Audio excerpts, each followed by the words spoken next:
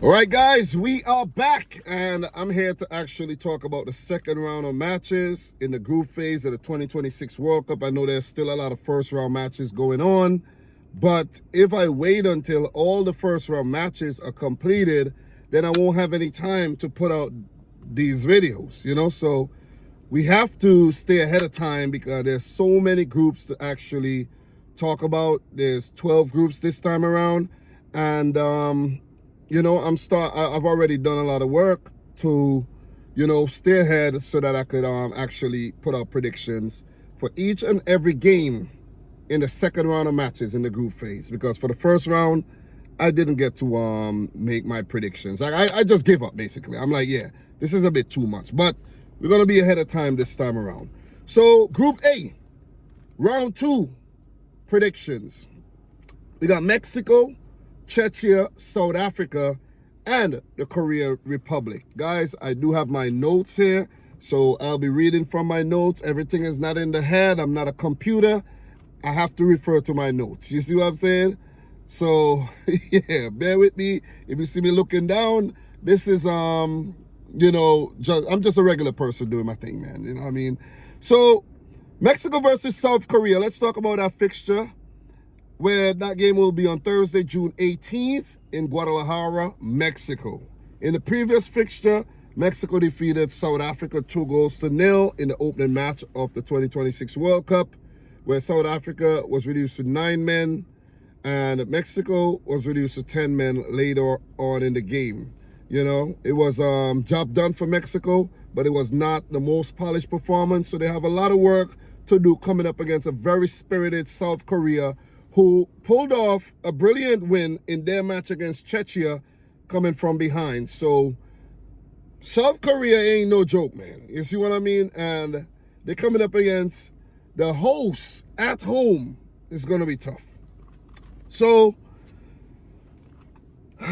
only one team could pick up a win. Both teams coming off win. Only one team are going to walk away with 3 points here and potentially book their place into the next round. A draw would be a great result for both sides too, but I think one of these teams will be gunning for that win. So the table in Group A looks like this. Mexico on top with 3 points with a +2 goal difference. South Korea second with 3 points with a +1 goal difference. Czechia third, no points, a -1 goal difference. And South Africa at the bottom, no points with a -2 goal difference. Guys, you must be wondering, what were my predictions for Group A? Well, I predicted the host Mexico to top the group. South Africa was my wild card pick to come in second. But guys, to be honest, let me keep it real. I don't know if that's going to happen, man. You see what I mean? I picked South Korea to come in third as one of the best third place teams to advance, and Czechia last in the group. Guys, it could still turn out the way I predicted, but to be honest, don't think that's going to happen. So, as I mentioned, a win for either team virtually puts them in the round of 32. So, for the third round of matches, we're going to start looking at possible matchups in the next round. I don't want to talk about that right now. I haven't even looked at the bracket. I'm not thinking bracket right now. Now it's too early. When the third round of matches are about to get played, we're going to look at brackets. So in terms of the head-to-head between South Korea and Mexico, there's been 14 previous meetings between the two World Cup regulars. Mexico with 8 wins, Korea Republic with 4 wins, and 2 games ended in a draw. They met at the 1998 World Cup group stage, and that match ended in a 3-1 win for El Tri, Mexico.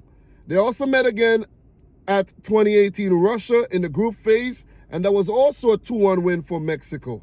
The question I posed for South Korea, can they actually flip the script on the co-host Mexico to pull off a highly unlikely victory? Guys, let me know in the comment section down below. So let's talk about injuries and suspension coming in this game for both Mexico and South Korea. Center back Cesar Montes is going to be suspended for this match after picking up a red card. He should have got a yellow though. He should have got a yellow. Picking up a red card late in the match against South Africa. That was kind of a, let me use the word dumb. That was a dumb decision to actually put in that tackle. Don't think South Africa was going to score, but I don't think he should have received a red card. That was clearly a yellow. That was a yellow card offense, with a free kick for South Africa. Not a red. I think the referee just wanted to kind of, do a little tit for tat thing where he gave South Africa 2 reds, which they deserved, and he just wanted to kind of balance the scales slightly. So that was not a great decision. But he would be missed. And for head coach Javier Aguirre and Hwang In-beom, they have no fresh injury concerns on both sides. There might be something that pop up today or tomorrow or even on the eve of the match, but as of now, the 2 squads are very, very fit. So in terms of players to watch for both teams, for Mexico, I'm going to actually go for Julián Quiñones. He's a Colombian-born Mexican. And I know for some people, it's kind of weird to see a player of African descent playing for Mexico, like a black guy. Right, guys? It's kind of weird, right? And I asked myself, is he the first black man to play for the Mexican national team? I don't know. If you know the answer, let me know down below, because it's quite strange seeing Julián Quiñones lining up for Mexico. You know what I'm saying? That is quite strange, man. But seems like the players, all love him, and he's integrated into the squad very, very nicely. So, Raúl Jiménez, first World Cup start. I didn't even realize that was his first World Cup start. I didn't know he was so far down the pecking order in the Mexican team at the previous World Cups, though. So he got a goal, and he will be the focal point yet again, and they will depend on him to actually put the ball in the back of the net. Edson Alvarez sat out the first match, and I think he might actually step in and play as a center back for this game. At least that's what the media is saying, and even the commentators were saying that when Cesar Montes picked up the red. So Edson Alvarez, he's of very high quality. He would step in, very versatile player. He's a defensive mid, but he could also play, also do a job at center back. And I'm going to actually point out the 17-year-old Gilberto Mora here. Youngest player at the World Cup. I expect Javier Aguirre to make 2 to 3 changes for this game, 1 being a forced change in Cesar Montes. But I think he could actually bring in a player like Gilberto Mora here, you know what I mean, like as a wild card pick. Because Brian Gutierrez, in my opinion, was kind of off-key in the first match. And I think, maybe a switcheroo there, Mora in, Brian Gutierrez out, maybe come off the bench. Yeah, there's a lot of options that Javier Aguirre could bring off the bench as well. But do you want to really change up a winning combination? Not so much. But we know there will be at least 1 change. So, for South Korea, Hwang In-beom, he scored a brilliant goal, and he is one of their most creative players. Kang In Lee and, of course, Son Heung-min are some of the talismanic players in the side. These players will be key if South Korea are to shock the host Mexico and go on to pick up full 3 points in this game. And South Korea will be going for the 3 points. I don't think they'll be paying for a draw or anything like. I think they're gonna go for the full 3 points. I actually expect a 50-50 battle, an open game of football, and a tasty tactical match between 2 informed teams. One of the co-hosts, Mexico, and, of course, one of Asia's most entertaining sides, South Korea. My prediction for this one, guys, predictions are tough, man. They're tough. You see what I mean? They're tough. A win for South Korea here would put Mexico in a spot of bother. It definitely would. They would face Czechia in their last game, and that might be a tough match where Czechia might also need something from that game. So, yeah, you know, a draw would favor both teams. A win for South Korea would virtually put them in the next round and give Mexico a big headache. It'll give Mexico a huge headache here. So, Mexico win. Guys, I'm actually going to settle for a 2-2 draw here. As I mentioned, I think it's going to be end-to-end stuff, open game of football, tactical, where, you know, if there's going to be periods where Mexico going to be going to have a lot of the ball, South Korea would allow them to play with the ball, set up well defensively, try to break on the counter to some of their most speedier players. And they're never ever going to give up in the match. As you saw against Czechia, they went behind and they still came back and won the game. So, yeah, they do have their vulnerabilities. You could see against Czechia, especially in the air. You get the balls in the box. But Mexico themselves are not a tall team, so that may not be a problem for South Korea there too. So, I think it could go any which way. I'm going to play it safe. You know, I'm going to be a little sissy and play it safe. Pause on that one. But I'm going to play it safe. A draw sets up the final group matches for ultimate drama, where Korea Republic will play South Africa and Mexico will play Czechia, where a draw in that game, if they go into that match with 4 points, would be solid as well, you know. They may not win the group, but still, they will definitely go through to the next round. So that's my prediction. Let me know yours down below. So let's move on immediately. I'm doing a double take here for Group A. So I'm going to put both matches in as one package. I don't want to be super long, but I want to get this done. Done, guys, always remember this. Done is better than perfect. I'm not aiming for perfection. Not saying I'm the best. I'm not an analyst. I'm not professional. I'm just a guy giving my thoughts.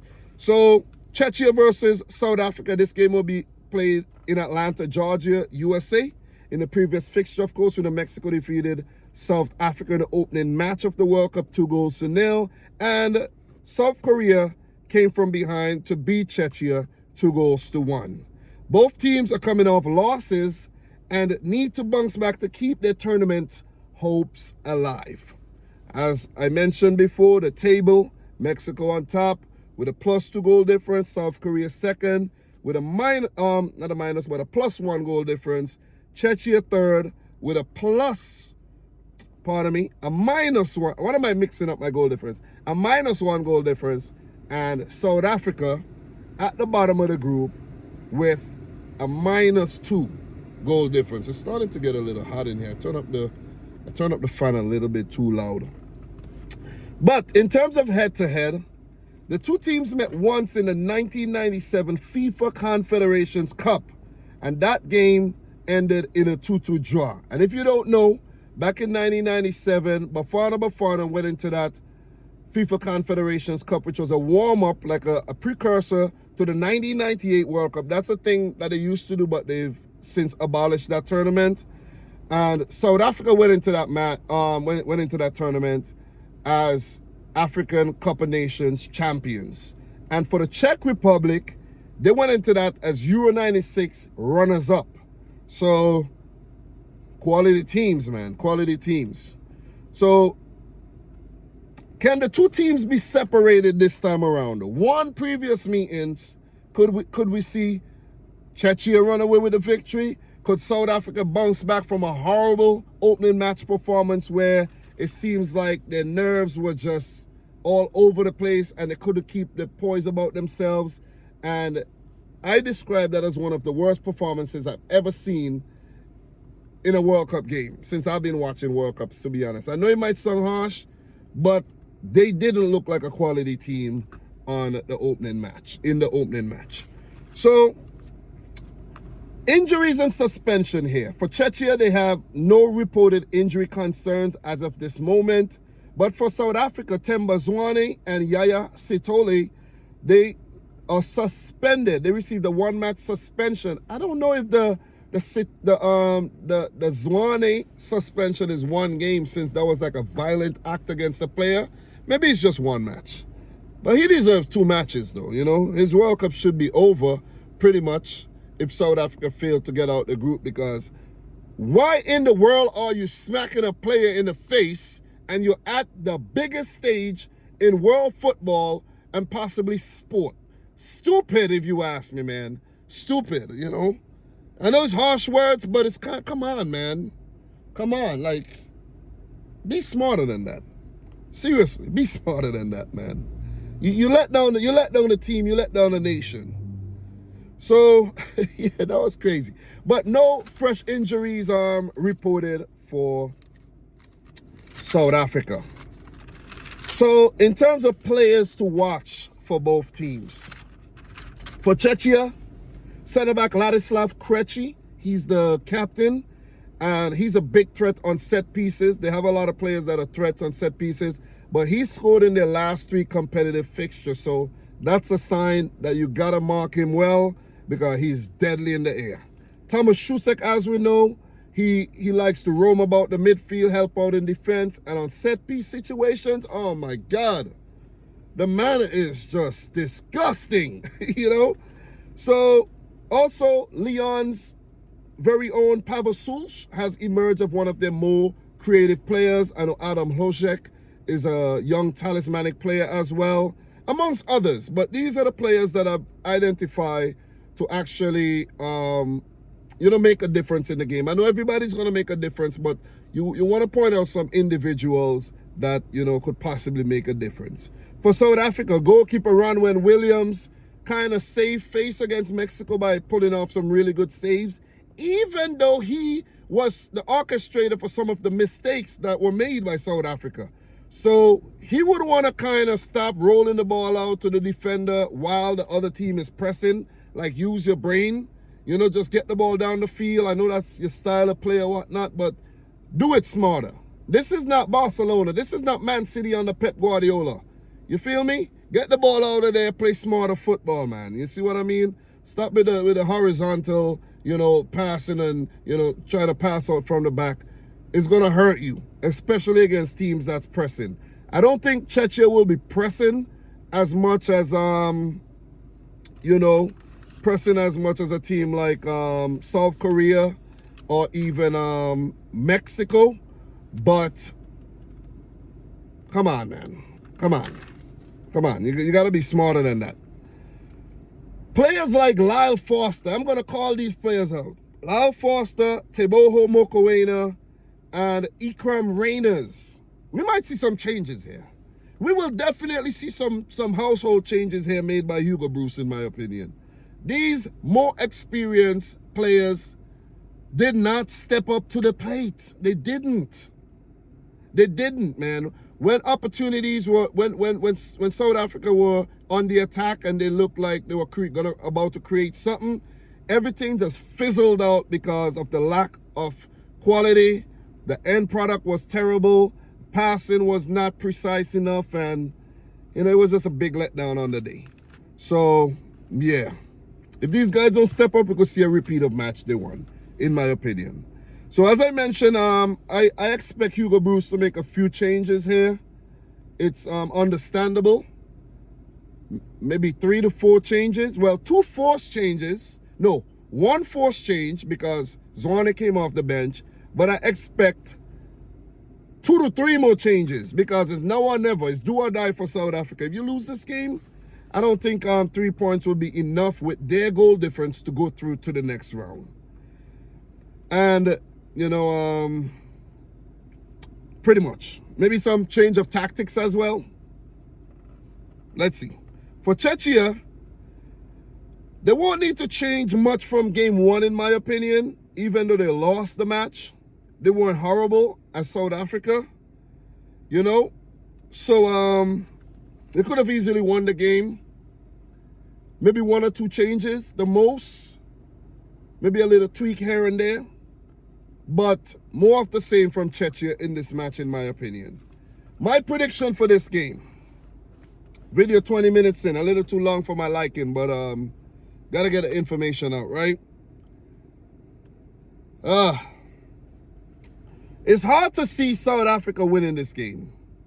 It's really hard. I think they could really fight, you know, conjure up something from their previous form, you know, in qualifiers and over the years to maybe salvage a draw and have a point going into their final game of the group against South Korea with still hopes of making it out the group. If they win that game, you know, they could squeeze out a draw here. But what we saw from Czechia on Matchday 1, these guys are dangerous, man. You know what I mean? They're very gritty. They're very compact. They'll allow you to have the ball. But when it's their turn, they'll punish you. Definitely punish you. Guys, I'm going to go for a 2-0 win here for Czechia.